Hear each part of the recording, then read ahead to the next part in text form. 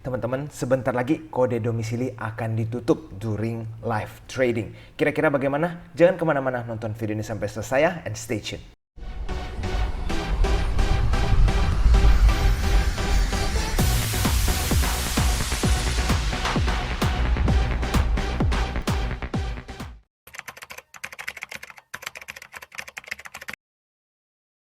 Oke teman-teman, jadi di video hari ini kita akan membahas ya peraturan yang akan segera diberlakukan di mana akan ditutup kode domisili during live trading. Dan di video hari ini saya akan membahas tentang sektor oil yang mempunyai potensial masih sangat besar. Yuk langsung saja kita mulai. Pertama-tama saya ingin mengucapkan welcome ya to Edge Invest. Bagi para penonton yang mungkin baru ketemu channel ini, jangan lupa untuk follow Instagram kami di edgeinvest.official. Dan ingat, setiap hari Minggu jam 8 malam selalu bisa ikutan Clubhouse bersama Edge Invest bagi yang ingin belajar lebih banyak lagi tentang saham. Nah teman-teman, kita coba lihat US dulu ya. Sepertinya perjalanan USD ke 15.000 ini mungkin masih ada harapan. Kenapa? Coba kita lihat di tanggal 23 Juni kemarin BI tidak menaikkan suku bunga. Nah, nanti kita bisa melihat bahwa 21 Juli akan ada pengumuman lagi nih. Dan di bulan yang sama itu ada FOMC meeting. Nah, jadi seperti ini. Kalau nanti BI masih tetap tidak menaikkan suku bunga dan di bulan Juli The Fed menaikin suku bunga di atas 50 atau bahkan di atas 75 basis point, maka disitulah akan ada potensi US nanti naik ke 15.000 kalau menurut pandangan saya. Jadi teman-teman, bulan Juli ini stay tune ya, perhatikan apa yang akan terjadi di BI dan juga di FOMC meeting The Fed nanti di bulan Juli. Nah teman-teman, kenapa kita harus melihat oil? Coba kita lihat coal ya, itu kan mereka sudah sempat tayang maksimal ya, seperti kita lihat sektor coal itu rally-nya cukup signifikan, yang dimana coal itu di bawah 100 ya, sampai di 300-an. Dan saham-saham nikel juga seperti Antam, Inco, mereka juga sempat tayang sangat signifikan.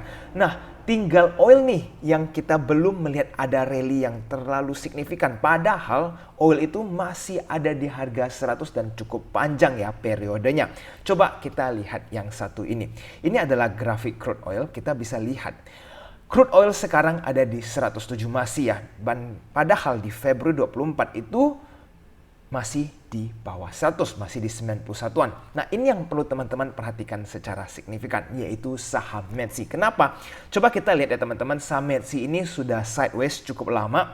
Dan kalau kita lihat nih, di 25 Februari, pada saat waktu itu, oil kisaran 90-an ya. Mereka baru mau breakout ke harga 100-nya. Nah, apa yang terjadi dengan saham METSI? Saham METSI sempat rally di atas 600 ya, sedikit lalu ada koreksi. Nah, kisaran waktu itu harga METSI 600. Tapi teman-teman, ini yang paling penting kita analisa.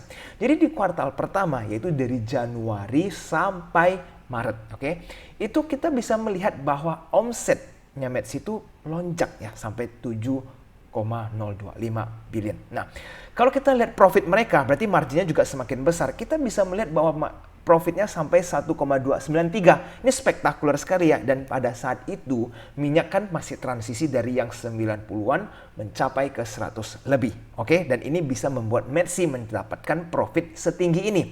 Sekarang coba kita analisa lebih detail lagi. Jadi teman-teman, ini adalah Januari sebenarnya ya. Pada saat Januari 2022 itu oil masih di kisaran 78 ya, sampai di mana bulan Maret memang rally terus sampai sempat 120 lebih.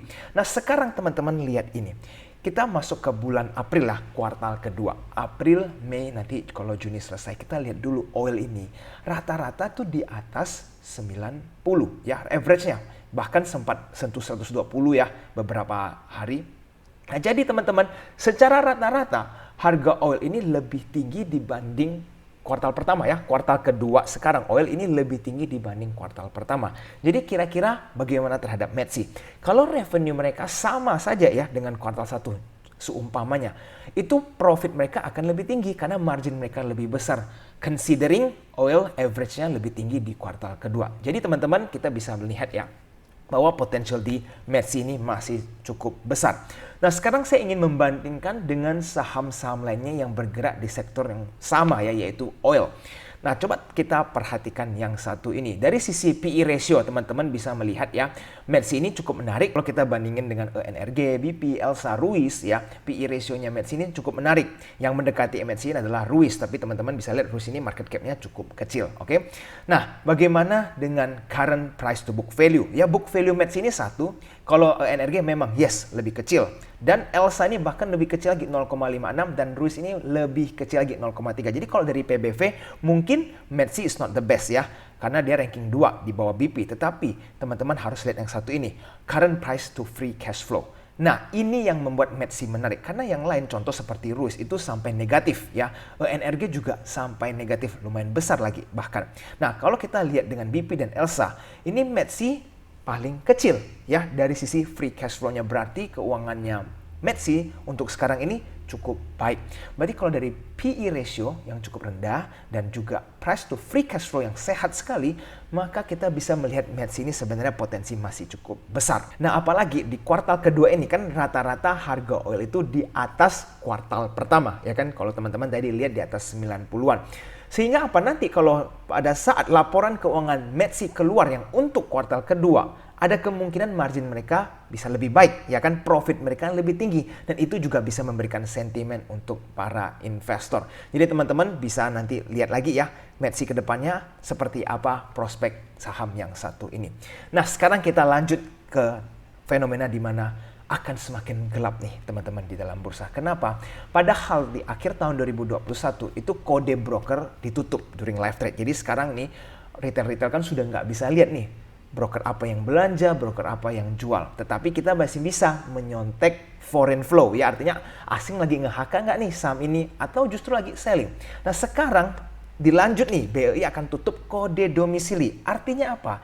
Kita sudah nggak bisa lihat lagi nih teman-teman asing yang belanja atau asing yang berjualan pada saat live trading. Gelap gulita. Nah, sekarang apa nih kira-kira dampak untuk market? Nomor satu yang saya lihat ya akan terkena dampak secara signifikan mungkin yaitu scalper. Kenapa? Karena scalper itu perlu mengakses informasi yang banyak dan cepat during market lagi berjalan. Kenapa? Karena mereka scalper. Mereka itu bisa in and out hanya hitungan detik, menit, atau jam ya sekalipun. Itu mereka bisa masuk dan keluar segitu cepatnya. Berarti apa? Banyak sekali informasi yang perlu mereka akses. Nah, contoh kalau scalper yang suka mengikuti dana asing, mereka kan akan melihat apakah asing lagi meng-HK sahamnya atau tidak. Jadi kalau kita bisa melihat lotnya itu di-HK terus ya, dan itu adalah foreign, maka kita bisa ikutan foreign untuk belanja dan scalping di saham tersebut. Nah, sekarang seumpamanya kalau asing sudah ditutup during live trade ya, bagaimana informasi ini bisa kita dapatkan? Kalau scalper ini kepingin lihat nih apakah foreign beli atau jual, ini agak sedikit sulit sehingga akan semakin gelap kan, informasi sangat minim yang bisa kita dapatkan during live trading.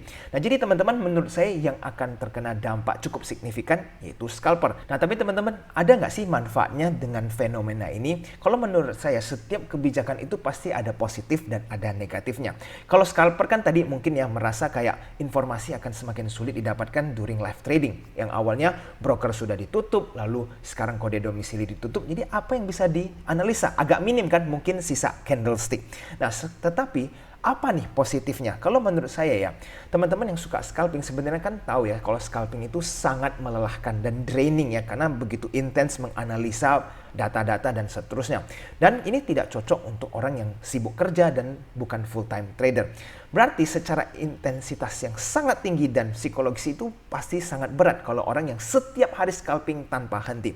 Nah, jadi ini sebenarnya waktu yang tepat buat teman-teman yang mungkin terlalu lama atau terlalu sering scalping, mulai mengasah ilmu untuk swing ataupun berinvestasi. Kenapa?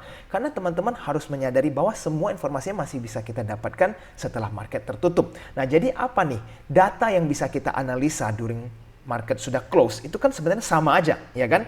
Sehingga teman-teman kalau mengasah ilmunya untuk swing, siapa tahu teman-teman ilmu swingnya akan semakin akurat dan profit yang bisa didapatkan juga semakin banyak. Jadi teman-teman ingat ya, untuk mendapatkan cuan di market tidak perlu scalping setiap hari atau beli atau jual saham setiap harinya kok. Bahkan melalui swing trader teman-teman bisa mendapatkan profit yang cukup besar. Jadi teman-teman, this is the best time to adapt. the new market. Oke teman-teman, jika teman-teman merasa video ini bermanfaat, jangan lupa untuk tekan tombol like-nya ya, dan subscribe channel ini supaya teman-teman bisa bantu support channel ini lebih berkembang lagi. Oke, sekarang saatnya honorable mention nih. Untuk hari ini, saham yang akan kita bahas yaitu adalah saham yang dimana Bandar sudah mengakumulasi saham ini cukup masif, oke? Dan selain itu dari sisi fundamentalnya juga ada perbaikan yang signifikan dan ditambah ada sentimen yang positif nih dalam waktu dekat terhadap saham ini. Jadi menurut saya saham ini layak teman-teman perhatikan dan masukin ke dalam watchlist ya. Yaitu adalah Friend teman-teman, oke? Jadi teman-teman kalau kita lihat year to date ya dari Januari, sekarang saham Friend ini ibaratnya 0% ya, sideways, belum ada terjadi kenaikan ataupun penurunan kalau dari sisi year to date mereka. Tapi coba kita lihat lebih detail lagi ya. Apa yang terjadi dari performance-nya Friend? Revenue mereka ternyata naik ya. Kalau dari kuartal to kuartal ya, kita bisa melihat 1,9 menjadi 2,4 menjadi 2,6. Berarti Friend secara konsisten nih ada pertumbuhan. Nah, yang menarik adalah net income-nya nih teman-teman, di mana Friends sebelumnya itu banyak ruginya ya, apalagi kalau kita lihat kuartal pertama itu rugi terus. Sekarang di tahun 2022, kuartal pertama mereka membukukan profit. Nah, nanti kalau di kuartal kedua mereka profit lagi atau bahkan lebih besar profitnya, ini akan membuat Friends semakin menarik. Oke teman-teman, kalau kita lihat dari sisi valuasinya, Friends sekarang mempunyai PBV kisaran 2,21. Ini relatif ya oke ya, acceptable. Tidak terlalu tinggi dan tidak terlalu rendah.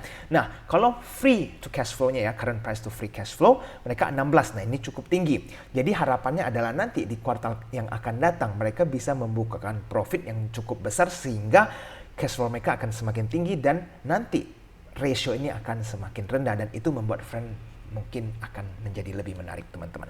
Nah, sekarang yang perlu kita perhatikan lebih detail lagi, yaitu bandarmologinya. Jadi teman-teman, kita bisa melihat ya, ini tanggal 24 Juni kemarin, itu apa yang terjadi? AI melakukan pemborongan ya, yang ditemani oleh YB, ya dana cukup besar, akumulasi. Nah, tetapi yang lebih menarik lagi teman-teman, kalau saya tarik data sampai bulan 4, coba kita lihat apa yang terjadi di balik Friend. Ternyata ada broker AI yang asik belanja saham ini ya, pada saat media sudah tidak membicarakan tentang Friend, AI ini secara konsisten belanja saham ini. Kita lihat ya, top 5 buyer itu siapa Friend?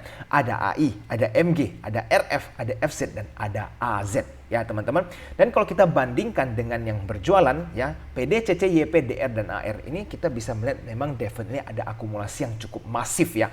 Kita bisa melihat 504 ini cukup besar. Nah, jadi teman-teman, kita bisa melihat bahwa akumulasi sedang terjadi. Dan padahal saham ini kan lagi sideways. Nah, berikutnya nih teman-teman, kita lihat dari sisi asing ya. Jadi dari bulan April tadi, asing juga asik mengakumulasi saham yang satu ini ya. Kemungkinan besar ini adalah AI asingnya. Teman-teman bisa lihat data ini hijau semua. Berarti apa? Asing secara konsisten ini belanja dengan dana yang cukup besar nih. Ya, Juni nih tanggal 6 lumayan besar dan Juni 20 juga lumayan besar. Jadi teman-teman bisa perhatikan ke depannya, kalau asing terus borong saham ini dengan akumulasi yang cukup masif, maka Friend ini akan semakin menarik untuk teman-teman beli. Oke, bagaimana dari sisi sentimen? Nah, ini yang menurut saya teman-teman perlu tahu. Jadi Friend ini akan bermaksud menerbitkan saham seri C baru ya. Dan harga pelaksanaannya adalah 100 perak per saham, oke? Dan teman-teman bisa melihat ya, Friend akan menyelenggarakan rapat umum pemegang saham tahunan ya, RUPST, dan rapat umum pemegang saham luar biasa pada Selasa 12 Juli 2022. Nah, ini teman-teman, sebentar lagi nih mereka akan ada RUPS.